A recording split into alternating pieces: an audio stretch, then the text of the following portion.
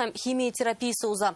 Анда яман шеш, бала аз хәрәкәтләнә, тиз хәлсезләнә. Хәзер нарасының бала чагы авыру белән көрәшеп хастаханәдә үтә. Тулысынча сауыгу мөмкинлеге бар ди табиблар, ләкин моның өчен 13 миллион сум акча кирәк. Привет. Чем занимаешься? Фәрит Әхмәдиев улы белән көненә берничә тапкыр видеолемтә аша сөйләшә. Нарасыйның хәле бик авыр, яман шеш белән көрәшә. 7 яшьлек Кәрим бу атнада әнисе белән Мәскәүгә дәваланырга киткән. Куркыныч диагнозны 4 ел элек куялар.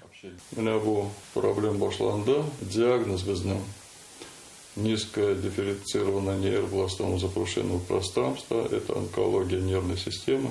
Шуннан соң даими тикшеренүләр, күп санлы нурланыш һәм химия терапия курслары башлана. Операция ясаганда шешен өлешчәген алалар, чөнки ул аорта янында урнашкан була. Шуннан соң арка миендә күчереп утырталар. Вообще он наш герой, он так цепляется за жизнь. Яман шешне тулысынча җиңәр өчен малайга Европада гына җитештерелә торган дарулар кирәк. Барлыгы 13 миллион сум. Банк картасы һәм телефон номеры экранда күрсәтелгән. Даруны алабыз Британиядан, Швейцариядан.